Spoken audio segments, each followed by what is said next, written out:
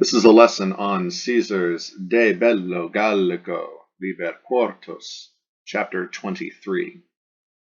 So we are off for our first invasion of Britain, and we start off with an ablative absolute. His constitutis rebus. So with these things having been decided, with these affairs, with these matters having been decided. So they put all of their affairs to rest.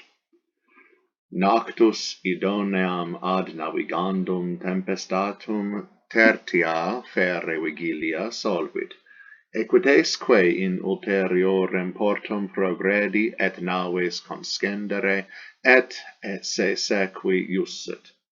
So nactus, it's a perfect passive participle, or we'll translate it actively because it is a deponent verb, nanciscor, means to obtain or to get a hold of. So having obtained, having got a hold of the accusative direct object idoneam, which is accusative singular feminine, it agrees with the noun tempestatem, from tempestas atis feminine, which you can see the word tempest in there, storm. It can also just mean weather or season. It is related to tempus temporis, time, which can also mean season. There is a link there. So we have suitable weather. Idoneam, suitable weather, ad navigandum, accusative, that is a gerund. If it were a gerundive, it would be like an adjective, and it would have a noun that would go with it. No such noun there. It's just for sailing, not for sailing ships or anything like that. So we just have ad navigandum, in order to sail, for sailing. Having obtained a wind suitable for sailing, idoneam ad navigandum. Then we have tertia fere vigilia. That would be tertia with the macron over the final A, and vigilia, macron over the final A, with the adverb fere nestled between them, at nearly the third watch. So remember that you can go and take a look at the diagram and the notes and glosses. The Romans divided up their nights, the hours of the night, into 4 vigiliae, so 4 watches. This is the vigilia tertia, around the third, nearly the third watch. The third watch begins around 12 a.m., midnight, and it ends around 3 a.m. And remember, these are rough estimations because it will change based on what time of year we're talking about. So he solvit, and solvere, to solve, release, or untie, is the usual verb when we push off from land. So he pushed off from land. He pushed off in his ship, solvo. So all of that is contained within the verb solvo. So he pushed off at nearly the third watch, so between midnight and 3 a.m.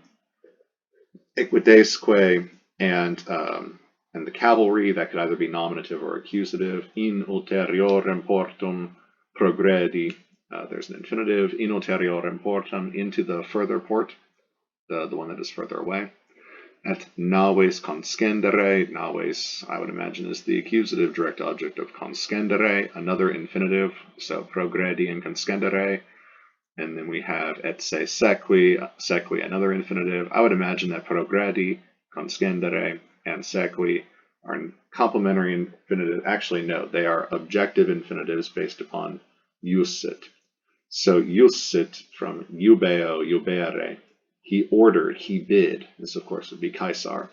He bid the equites. There's your subject accusative. Progredi, your objective infinitive, to progress, to advance, in ulteriorem portum, into the further port, the port that was further off. Remember that he had 2 harbors, 2 ports that he was pushing off from. And the one port was further away, and the ships arrived late, and so he's so anxious to get going. He doesn't really put a lot of planning and preparation into this expedition, into this invasion. He sent Gaius Volusenus over there to sort of reconnoiter the place, but the man didn't even leave from his ship. So when he came back and told Caesar, "I don't know, boss, I really didn't make out much of the country or the natives," Caesar said, "Excellent, fantastic, good job. We leave tomorrow." What? Wait, what? We don't know anything about this place. I don't care. I want to be the first Roman on the place. So that's all Caesar cares about. His name in the history books for posterity. So he iussit equites, he ordered the knights to advance to the port that was further away. At naves, that's another subject accusative, and he bid the ships to conscendere, or he bid them to disembark. You don't need to say to disembark on their ships, or embark on their ships, not disembark, to embark on their ships. Bark comes from, it's related to bark, I would imagine, wood.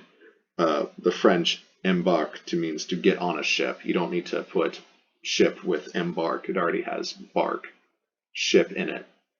So if you take naves conscendere together, with conscendere being another verb that you typically see with naves to mean to get on a ship, just say embark, naves conscendere. So he bid the cavalry to advance to the further port, to embark, and follow him, se, sequi, and to follow se. The reflexive refers to Caesar, stands in for caesarem, that's your reflexive pronoun, and iussit, he bid. So he's off. And the cavalry will catch up, perhaps, maybe, because they have a ways to go yet. A quibus, and we have a ab, from or by, plus the ablative, quibus, that's ablative, qui quae quod. We're looking for the antecedent of quibus, and be on the lookout, it's going to be plural, so I would imagine it's the equites and not caesar because he's singular. Cum, nice cum, I would imagine is a cum clause. Paulo tardius, hey, paulo looks ablative next to a comparative. I bet that's your favorite, ablative of degree of difference. By a little bit tardius. A little bit later, tardius, later by a little bit. They were tardy, they were late. Late like late to class. They were late, paulo, by a little bit. They were a little too late. Esset administratum. So this is a passive construction here with a cum. When, since, although, I would imagine that, well, we'll try them all. When administratum esset, it had been administrated, it had been managed, conducted. Paulo tardius, I would imagine that their action of progredi in ulteriorem portum, to go down to the other port, to naves conscendere, and to se sequi, all of that was administratum esset, was managed or conducted paulo tardius, a little too late, a little too slowly, quibus, by them. So it is a passive construction. It's kind of odd. It's almost like we're trying to hide the agent a little bit, or we're trying to link the agent, which is the quibus, the equites, to the previous sentence. Either way, it probably actually is a causal sense. Since this was carried out a little too slowly by them, quibus, by them, that would be an ablative of personal agent. Ipse, that stands in for Caesar, he himself, the very man, ecce homo, the man himself, Caesar. Hora, probably ablative, diei, genitive, circiter, quarta. So around the fourth watch of the day. So the sun has come up and we're now in the fourth watch. So if we, or no, I'm sorry, not the fourth watch, the fourth hour. We're done with watches. We're done with vigilia. So if we're going to go ahead and assume, just because it's easiest here, we're going to round up, that the sunrise starts at 6 a.m. So if it is the fourth hour of the day, it's about 10 a.m. now. So we'll go ahead and assume it's about 10 a.m. Cum primis navibus Britanniam attigit.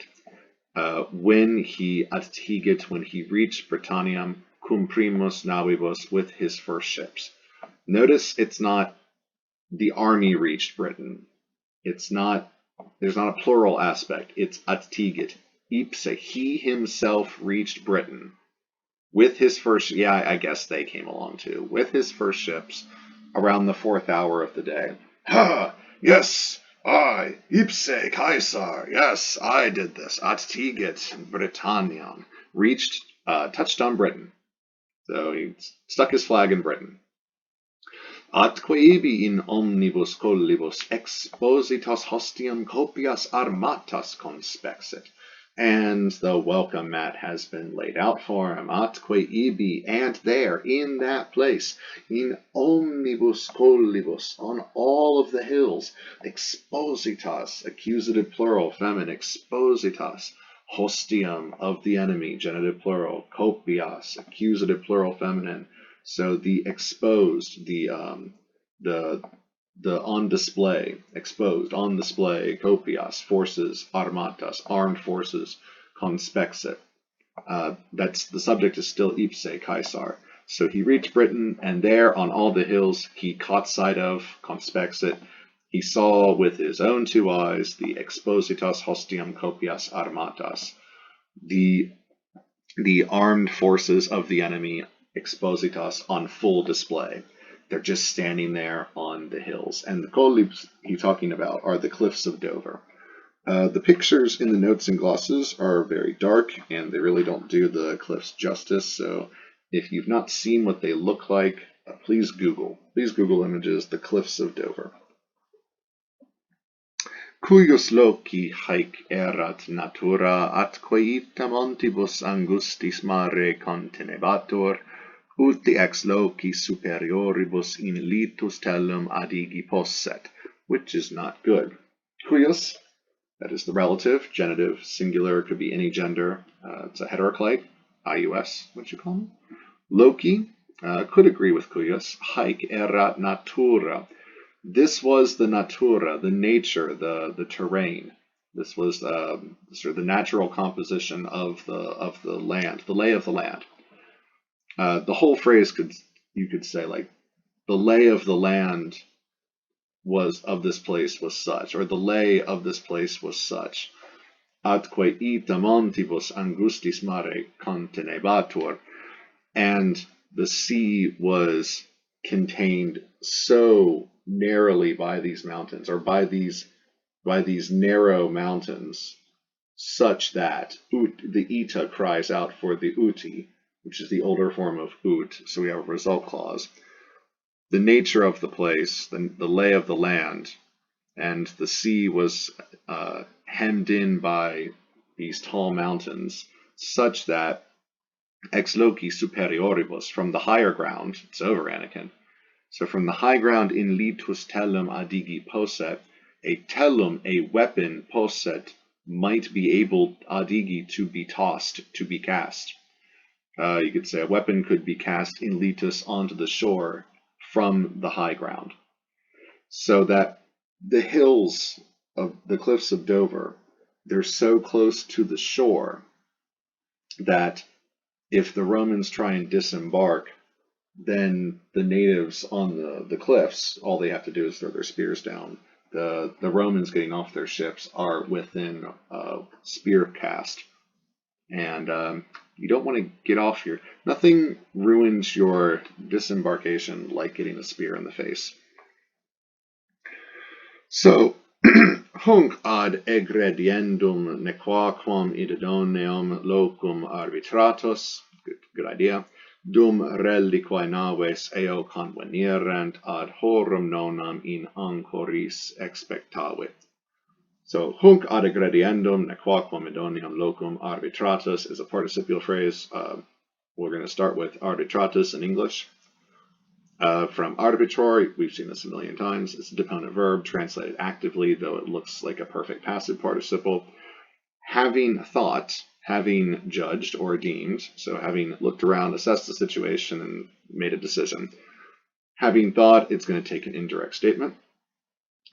Hunc ad egrediendum nequaquam idoneum locum. That hunc is emphatic here. It's referring to hunc idoneum locum, that this place, hunc locum, was nequaquam idoneum, was in no way suitable ad egrediendum. Just at the very top of the chapter, we had idoneam ad navigandum tempestatem, that was weather suitable for sailing. Here we have a place, idoneum, suitable for ad egrediendum, once again in accusative gerund, for disembarking. So having thought that this place was in no way nequaquam, in no way suitable for disembarking. Dum reliquae naves. You can have dum plus the indicative, or you can have dum plus the subjunctive. And here we have dum linking up with convenierent, the subjunctive. So dum plus the subjunctive refers to until such a time, whenever that is. There's a sense of whenever, like we're expectant for it, we're waiting for it. Whereas dum plus the indicative means while. In the meantime, while this was going on, dum plus the subjunctive is expectant. So until such a time as. Dum reliquae naves eo convenierent, until such a time as the remaining ships, the reliquae, the remainder of the ships, convenierent eo, had convened, gathered eo thither, to that place. So until the rest of the ships could gather there, ad horam nonam in anchoris expectavit, he waited, in anchoris means at anchor, with anchor dropped, ad horam nonam, up to the 9th hour, and that is of course going to be the 9th hour of the day. If sunrise is 6 a.m. and that starts off the first hour, then we are at 3 p.m. at this point. So it's been some time now, and if Caesar was as impatient to get started, this is probably annoying him even more. Now that there are all these impedimenta, hindrances keeping him from getting to land on the island. Interim legatis tribunisque militum convocatis, et quae ex voluseno cognovisset, et quae fieri vellet, ostendit monuitque, ut rei militaris ratio, maximeque ut maritimae res postularent, ut, cum celerem atque instabilem motum haberent, ad nutum et ad tempus omnes res ab iis administrarentur. Great sentence. Interim, meanwhile. In the meantime, they didn't just play cards. Legatis tribunisque militum convocatis, an ablative absolute with the legates, the lieutenants, and the tribunes of the soldiers, the military tribunes, convocatis, gathered together, summoned in a council. Et is going to correlative, going to link us up with that next et down the line after cognovisset. We have both quae ex voluseno cognovisset. Both what, which quae, it's accusative plural, neuter, what things he cognovisset, he had learned ex voluseno, from Volusenus. And there's the second correlative, et quae fieri vellet, and what he wished to be done, what he wished to happen. Remember, fieri is the passive of facio. Ostendit monuitque, and there are our main verbs. So in the meantime, after the lieutenants and the military tribunes were summoned, convocatis, he ostendit monuit et monuit. He ostendit, laid out, explained, and he monuit, and he warned, advised. Here it's going to mean something like he instructed, because it's followed up with by an indirect command. That's what those uts are doing. So he and the quaes, quae ex voluseno and quae fieri vellet, those are indirect questions. The direct questions are, what did he learn from Volusenus, and what does he wish to be done?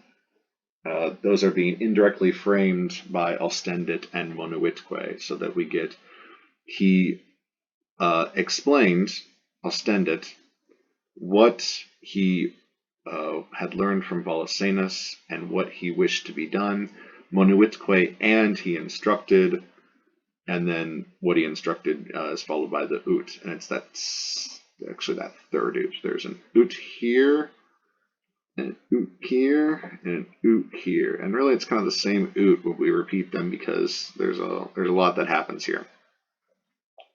I'm going to kind of jump around a little bit. I'll go through it word by word. And he warned, or instructed, so that the ratio with res militaris usually refers to military stratagem. So what are the tactics of the battle? Tactics of warfare for tactics. Warcraft. And he instructed so that the stratagem of the battle, the warcraft, and maxime here means especially or particularly, maritimae res postularent, and particularly as sea actions or battles, affairs, res that take place on the sea. Sea actions, naval action, we can call it naval action, and especially as naval action postularent demands, as naval actions demand. Cum, I think he repeats the ut here because he doesn't want you to forget that we're actually still in an indirect command, because he is kind of going on and on here. Cum, since, and he's going to tell you why especially maritima res demand, what especially these actions, these naval actions demand. Since they have haberent e celerem atque instabilem motum, since they, meaning naval actions, battles, military matters, military stratagem that takes place on the sea, haberent has a celerem swift or quick and unstable, you can see not sto-stare, not footed, not standing, movement, meaning that fighting or doing anything on the sea, I don't know if any of you have done any fighting on the water, it's harder than it is on dry land because of the unstable motion of the water, the way that the water rocks back and forth and whatnot, the way that the boat rocks. It's not good, it's not fun. Ad nutum et ad tempus omnes res ad iis, you're used to eis, administrarentur. So that omnes res, all things, all matters, we could say that every duty is to be administrated, carried out, or conducted. We had the same word up here. By them, ad nutum, at a nod, and et ad tempus. And ad tempus is probably close to the adverb statem, at once, immediately, at a nod and at once. So, what is he saying?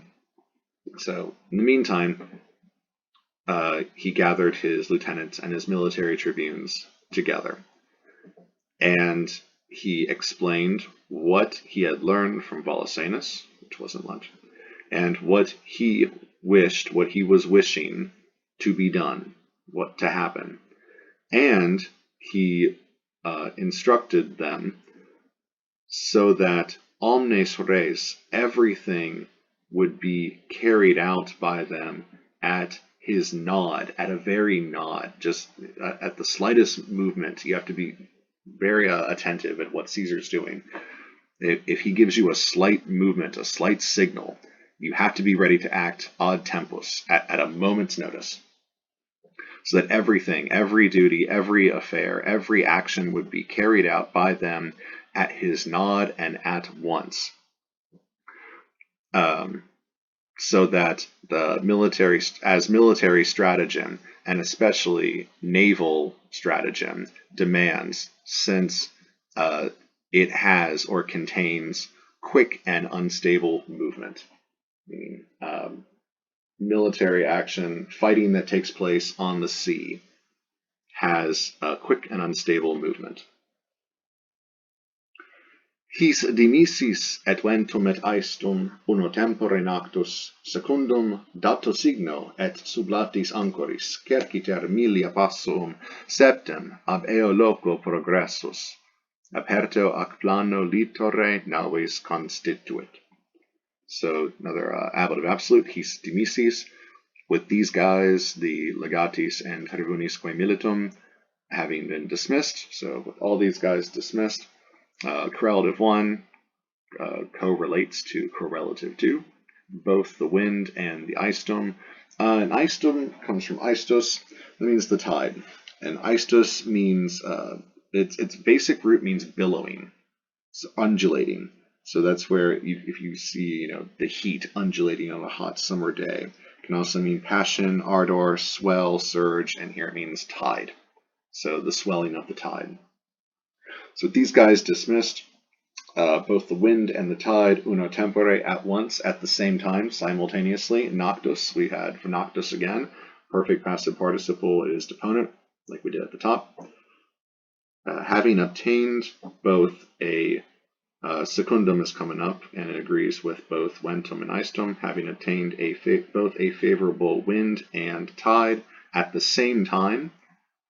Once the signal was given, with the signal having been given, ablative absolute, and with anchors weighed, which means that they lifted the anchors around a progressus, and having progressed, advanced around 7 miles from that location where he was at the cliffs of Dover, he constituit naves.